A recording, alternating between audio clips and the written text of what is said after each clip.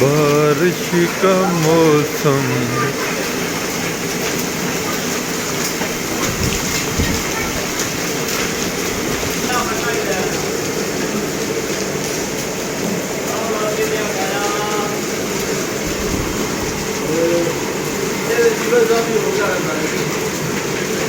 जी, इसमें भी किलो दूध आपका बढ़ गया है।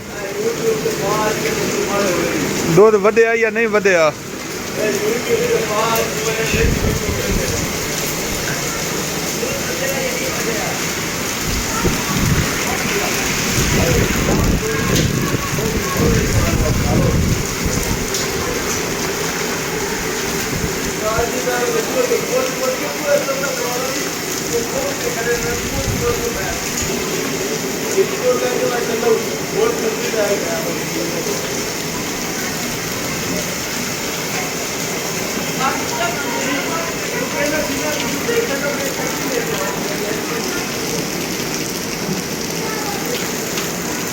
हाँ जी नाज़रीन,